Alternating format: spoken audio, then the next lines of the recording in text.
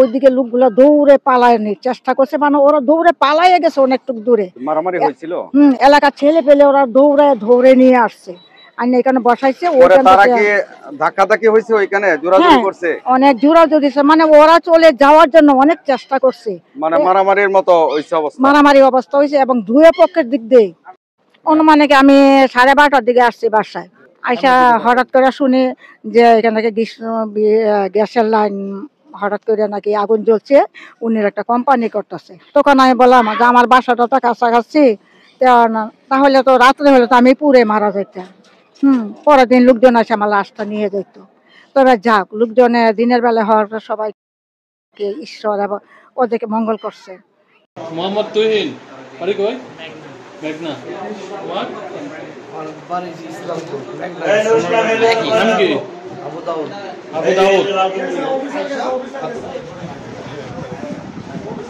এলাকাবাসী আবার খবর দিচ্ছে যে এখানে পাইপলাইন থেকে গ্যাস বেরোচ্ছে। তৎক্ষণাৎ আমরা এই গ্যাস লিকেজের খবর পেয়ে আমরা গ্যাস লিকেজ বন্ধ করার জন্য এখানে উপস্থিত হয়েছি এবং আমরা অলরেডি নেত্রকোনা লাইনের গ্যাস বন্ধ করে দিয়েছি। দ্রুত সময়ের মধ্যে আমরা এই লিকেজটি মেরামত করব।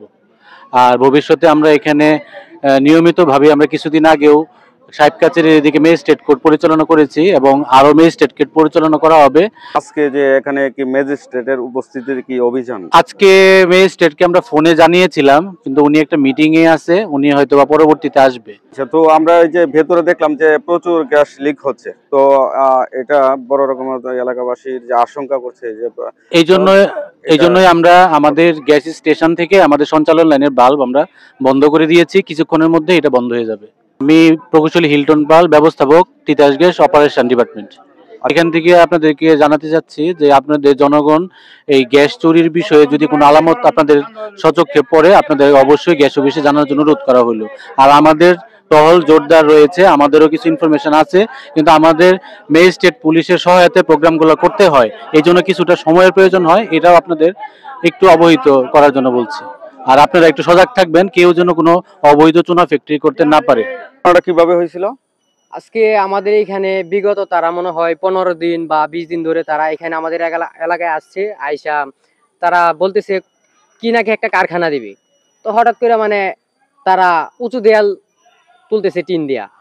তো অনেক মানুষের মনে ভাবনা চাইতেছে যে এত উঁচু দেয়াল দিয়ে কি করবে, আবার উপরে সামানা নাই। মনে হয় 15 দিন হয়ে গেছে। তো আজকে এলাকার কিছু মানুষ আজকে এটার ভিতরে মানে সাইড দিয়া দেখছে যে ভিতরে তারা কাজটা কি করতেছে।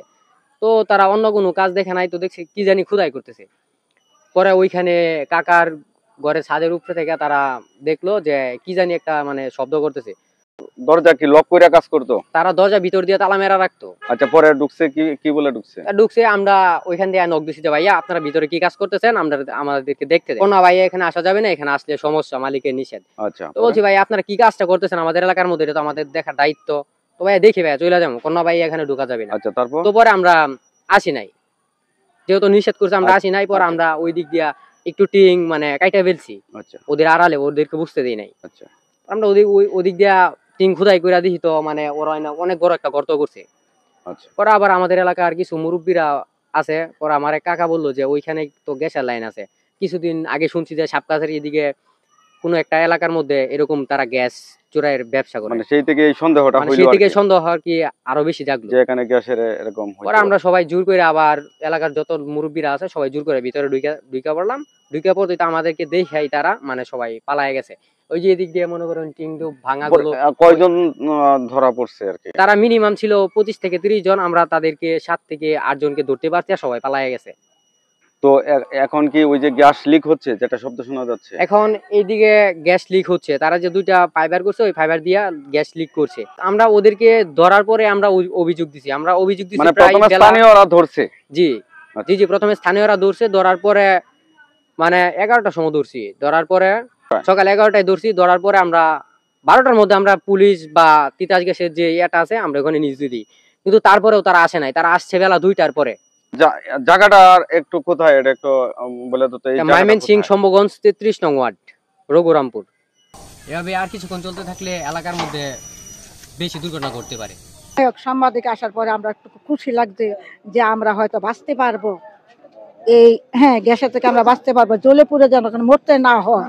আপনারা আসলে আমরা খুব খুশি হয়েছি, আপনাদের প্রতি আমার ধন্যবাদ এবং আচ্ছা, ধন্যবাদ আপনাকে। খোঁজ খবর মাঝে মাঝে নিবেন, অনেক খুশি থাকবো।